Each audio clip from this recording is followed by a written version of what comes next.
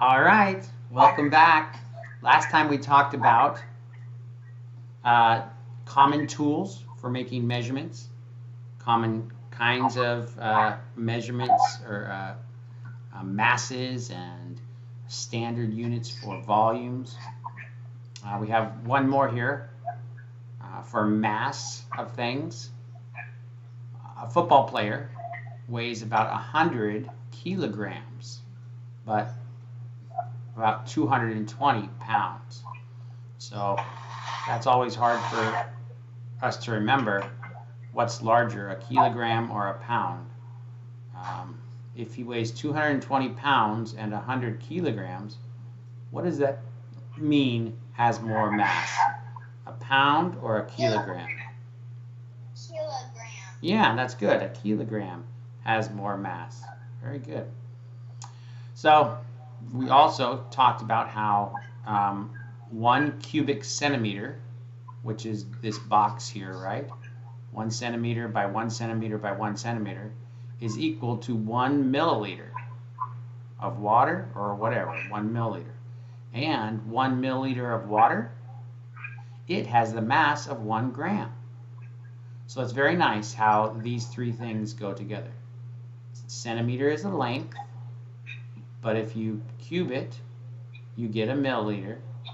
And if it's a milliliter of water, it has 1 gram.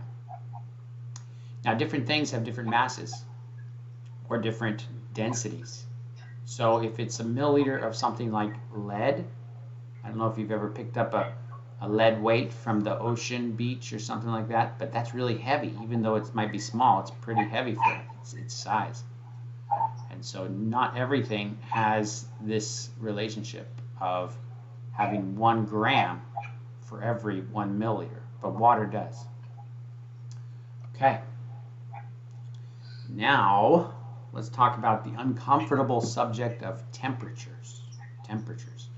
And now I say it's uncomfortable because some people talk in terms of Fahrenheit, some people talk in terms of Celsius, and as scientists, we have a third scale, Kelvin, that we have to become familiar with. So, what is the difference and why did all these come about? Well, Fahrenheit was the last name of a gentleman who was good at making long, thin glass tubes and filling them with liquid. Same thing with Celsius. Celsius was also good at this. He would make these long, thin glass tubes and fill them with a liquid. And the liquid expands as it's heated. Therefore, it would move up higher in the tube, and that movement could be related to whatever the temperature was. Celsius decided that his zero would be at where water froze, and he decided that his 100 would be where water boiled. But he just made these numbers up, right? He just said, okay, I'll call that 0 and I'll call that 100. Fahrenheit didn't like to use water because water's boiling point will change if you're at different altitudes. So if you're in the Swiss Alps, the water will boil at a lower temperature than 100 degrees Celsius. So he used a different chemical reaction. That chemical reaction was a little more complex, but it gave him these values for freezing point of water at 32 degrees Fahrenheit, the boiling point of water at 212 degrees Fahrenheit. And you can see between 32 and 212, there's 180 different marks or degrees. For Celsius, between 0 and 100, there are 100 degrees. So you move the same amount of temperature, but you move more degrees on the Fahrenheit. So what does that mean? Whose degree is larger? Is it Celsius or Fahrenheit? Fahrenheit. Fahrenheit, well, actually it takes 180 steps to get this distance if you're Fahrenheit, but it only takes 100 steps if you're Celsius. So Celsius is taking bigger steps. Can you see that? You sure? So it's Celsius takes a short amount of time or long? Well, it takes the steps, the little divisions, the degrees. There's fewer of them. So if you move up 1 degree at a time, it takes 100 degrees to get from freezing point of water to the boiling point of water. If you move up 100 at a time for Fahrenheit, there's 180 steps. So there's smaller steps. Okay? Not that that's not very important to remember, but it's just a little bit interesting. But then Kelvin came along. Now Kelvin, he wasn't a glass blower. He didn't make thermometers. But what he did is he measured the volume of balloons. All right, so he had some nice balloons. Where's my pen? He had some nice balloons. And he would change the temperature of those balloons and find out how the volume changed. So he would have a balloon here, and then he would cool it down. And as it cooled, the volume of the balloon, what do you think it did? Do you think it grew or shrank? Shrunk. That's right, it shrinks. And if you ever put a balloon in your freezer, it'll shrink. It'll get smaller. And he made a plot, like this one shows here, of the volume of the balloon, the volume of the gas, at different temperatures. Now, what happens if you get a gas really cold? So let's say I'm dealing with a gas here, and I get it really cold. What happens to it? What does it become? It freezes? Yeah, well, it first, before it freezes, it liquefies, right? It goes from gas to a liquid, and then if you keep getting the liquid cold, it'll become solid. Right? Yeah. Okay, so he didn't have a plot that would go all the way backwards, because at some point the gases became liquid. All right, but he did this for lots of gases, and he could draw a line for all the different gases, and he saw that they all pointed to one specific point.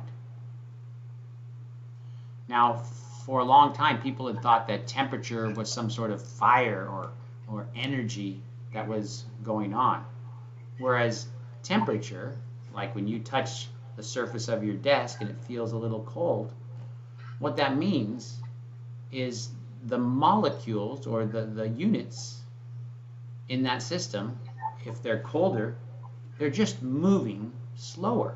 They're just moving slower. Remember that? We showed this a while back, the little cartoon of the water, there, the water freezing. So here we say it's a liquid, and then it goes to a solid. All it's doing is it's slowing the movement of the molecules. Okay? So when we slow the movement of the molecules by getting things colder, we have to realize that there's some point in which the molecules will just stop moving. They'll stop moving. And the reason why they stop moving is because they're still. They can't go slower than still, right? If we move our hands, let's see how fast we can move our hands. See how fast I'm moving? I'm so good, I'm so good. And then I go slower, and then slower, and then slower. And then eventually I go really slow. I'm going really slow now. I'm going really, really slow. See how good I am at going slow? But I can't go negative slow. I'm not that good. Nobody can go negative slow. You can stop. That's all you can do. And because temperature is a measurement of motion, there's a point at which the temperature just stops. You can't get any colder. And that's what Kelvin realized. And so he realized that there was an advantage of thinking of temperature in terms of motion. And instead of saying negative degrees, like we say, oh, it's negative 20 degrees outside, oh, it's so cold, or that freezer's negative 20 degrees. Instead of saying that, if we just started at zero motion, or 0 Kelvin, and then we counted up from there, that would be a better representation for what temperature is, which is actually the motion of the molecules. And so, because of that, Kelvin got his own system. It starts from 0 and it just goes up, right? To go from Celsius to Kelvin, we just add 273. And that makes sense because you can never have negative Kelvin, right? That doesn't make any sense. It's a measurement of motion, so you can never have negative motion. You can have no motion or lots of motion. And it turns out that it's really, really hard, in fact impossible, to actually achieve no motion on the molecular or any level. Everything's always moving a little bit. There's an interesting video called The Race to Absolute Zero. It talks about how scientists work really hard to get things really, really cold and to see what kind of weird things would happen. And something weird does happen. Did you know that? Did you know that if you go from gas and get it really cold, it becomes a liquid? And if you go from liquid and get it really cold, it becomes a solid. And that's all we really talk about. But there's more. If you go to solid and get it really cold, it becomes what we call a Bose-Einstein condensate, which is a new thing. It has different properties than a gas or a liquid or a solid, and it's really, really interesting. And we're just barely, because only very recently have we been able to get something that cold, but we're just barely learning about it. And you know, materials, when they get very cold, have very interesting properties. I don't know if you've ever heard of magnetic levitation, but they can make trains float above the railroad tracks that they ride on through what's called magnetic levitation. And when this happens, then the train doesn't have any friction as it rolls. It just is pushed along and it doesn't ever touch the rails, and so it can go a lot faster and save a lot of energy. Well, it has less friction. Anyways, very interesting things that can happen when you get a solid really cold. And if you have time to watch that movie on YouTube called The Race for Absolute Zero, it's a fun movie to watch. Okay, so as we mentioned, to go from Kelvin, to go from Celsius to Kelvin, so if we're at 25 degrees Celsius and we want to go to Kelvin, you just have to add 273.15.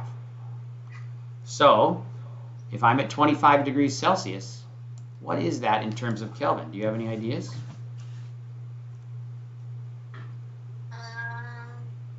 Do you have a calculator? Yeah. Oh, good.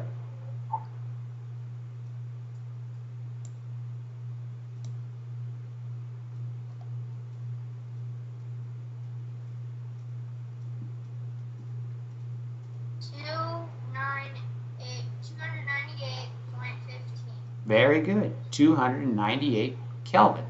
Very good. So anytime you want to go from Celsius to Kelvin, you just add 273. If you want to go from Kelvin back to Celsius, you subtract the 273. Excellent job. Okay. Now we're going to talk about what we call uncertainties in measurements. Okay. We talked about how in math, they just do fun stuff like they say 16 times 20.7. What's the answer? Or 3/4 divided by 2/3. What's the answer?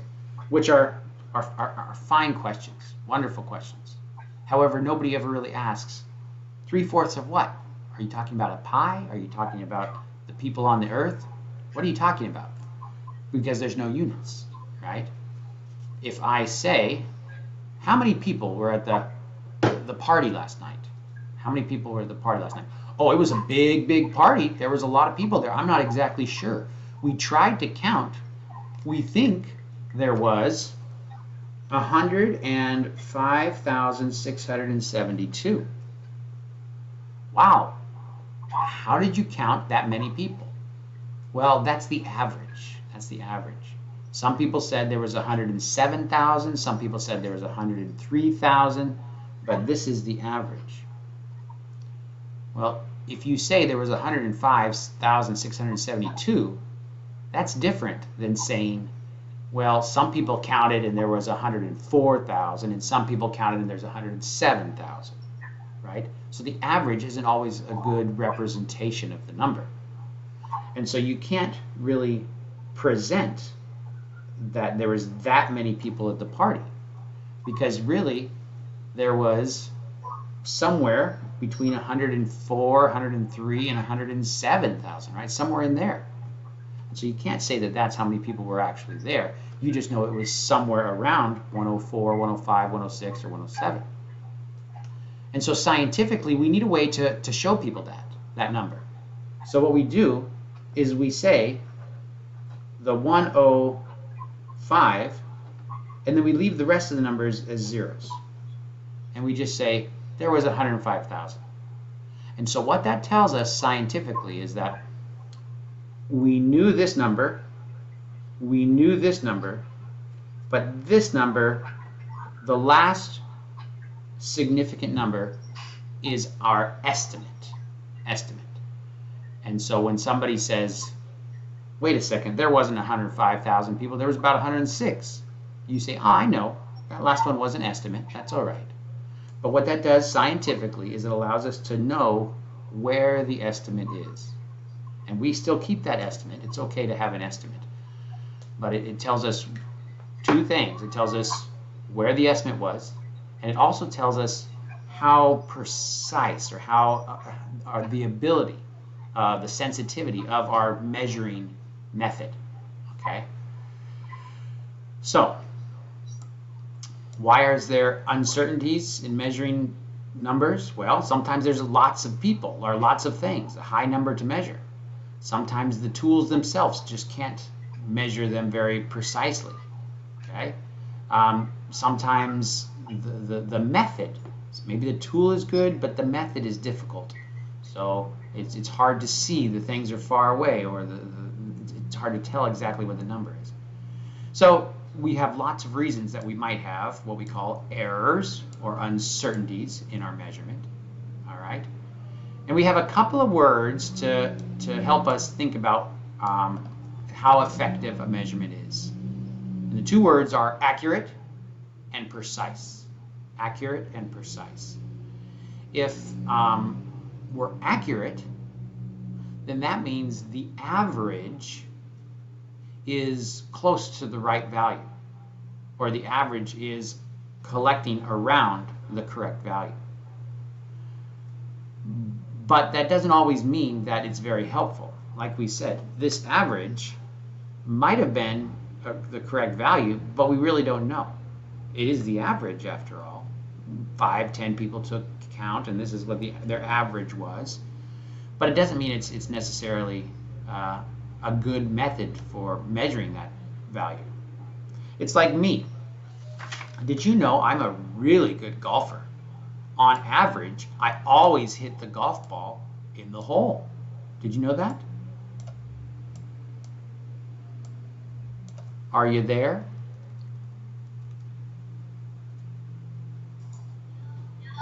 You didn't know that about me? Well, I'll show you how I golf. Here's the tee. Here's the hole. And when I hit it, usually I hit it either over here, or over here, or over here, or over here, over here, over here, over here, over here, over here, over here, over here, over here, over here, over here. All right? I never hit it in the hole. But the average location is right in the hole. Does that mean I'm a good golfer? No. No. So the average doesn't always represent a good set of measurements. On the other hand, I have another word, not just accurate, because if I'm accurate, that means the average is in the right place. The other word that I have is precise. Precise. If I'm precise, then all of my hits are tightly clustered around the actual value. So accuracy is important, but if you're not precise, then your method isn't very effective. Okay? So this is accurate, this is accurate and precise. Now, you can also have a scenario like this one over here, where I'm precise, but I'm not in the right spot. And that's good for something, but you have to recognize when that's the case as well. So it's sometimes hard for us to remember which one is accurate and which one is precise. And the way that I remember is I think of precise sounds like the word pretty. Pretty. And it's prettier when all of the shots are clustered very close together. So that's how I remember that precise is when the cluster is tight. And accurate is when it's the average is at the right location. Okay, does that make sense? Uh-huh. Good. So, let's see what time we're at. Okay, there we go. All right. Now, let's talk about this and talk about how we would determine how many numbers we should write down based on our device or our measurement that we make. So let's say I'm running out of money. I'm running out of money and I have to go to the store and sell my gold ring. Say, I don't have any more money. Can you give me any money for my gold ring? And they say, well, let's see how much mass it has. So they put it on their balance and they measure this much. Now, can you tell me what the number is that they've measured here based on this, the way this scale looks?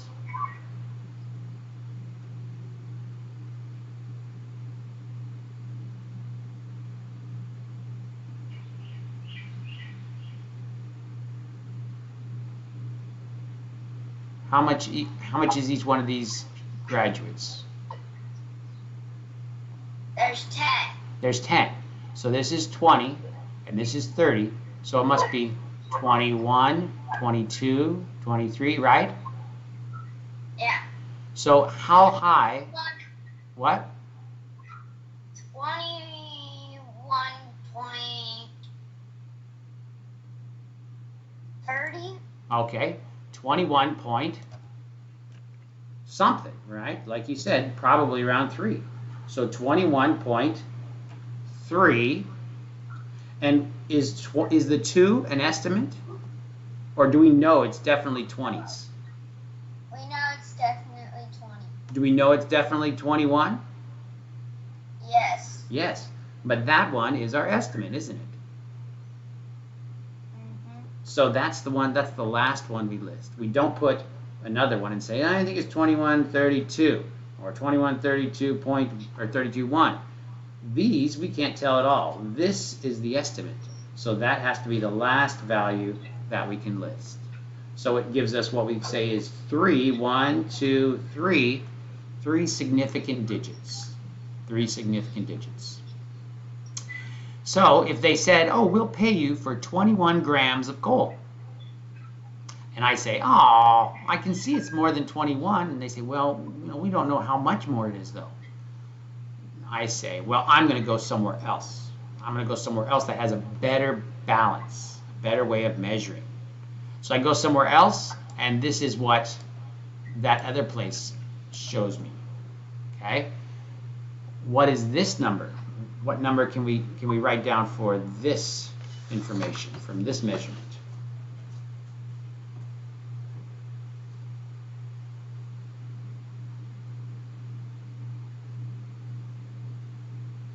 Um, 21.4. Okay, let's see. This is 21, right? 21.1, 3. 2, 3. Yes, 21.3. We can see 21.3 for sure, huh? So now I can write down 21.3, but I can include one more number for my estimate, can't I? What do you think? What do you think a good estimate would be there? 0. Okay. Or 2. 2? Yeah. 2. 21.32. Very good. So you see, the one on the left gave me 3 significant figures, but the one on the right gives me 4 significant figures. So different instrumentation will give us different significant figures.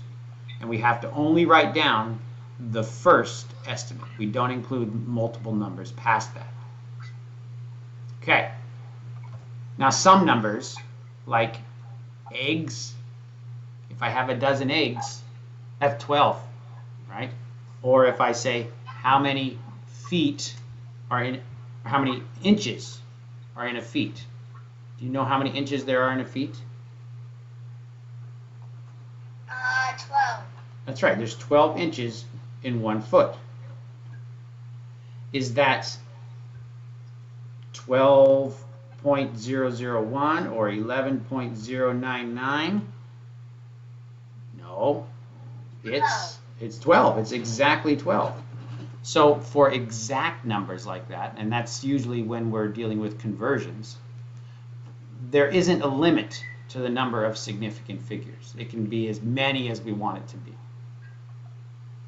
Those are called exact numbers. They have infinite number of significant digits. All right. Now we haven't talked about this yet, but when there's water in a tube, oftentimes the water will stick to the glass edges of the tube. And the result is this curvature, which we call a meniscus. A meniscus. So when you're measuring a meniscus, you always want to measure at the bottom of the meniscus. Okay? So with that in mind, can you give me the appropriate number on the left there? Which one is an appropriate number? 7.4. 7.4. This is 7. This is 7.1, 2, 3, 4. Am I up to 7.4 yet? No, 7.6. No, 7.35. There you go, 7.35. Now it might really be 7.36 or 7.37, but that is a fine value because we know that the 5 is the estimate. Very good.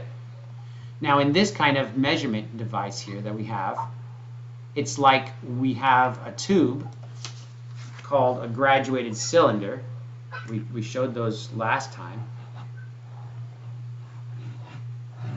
where we have 1, 2, 3, 4, 5, 6, 7, right?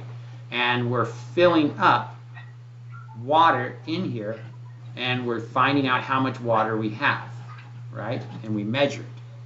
That's a graduated cylinder. Sometimes, however, you don't have a graduated cylinder, but you have a device called a burette. A burette. Now, a burette is open on the bottom, or well, you can open it. You can open it and close it on the bottom. And so it fills up. You fill it up to the top, and the top is marked as 0. Because what you're measuring with the burette is you're wondering how much you've let out the bottom. So if we start at 0 and then go down 1, 2, 3, 4, 5, 6, 7, 8, right? Then what we're doing there, we're measuring that number, but we have to recognize that the numbers go down, or sorry, go up as we get closer to the bottom. So this one here that we just looked at is measuring using like a graduated cylinder, But this one here is measuring using a burette. So we have to make sure we don't choose a number that's above 7 because it's between 6 and 7. It's not above 7. So what answer looks like the right answer here?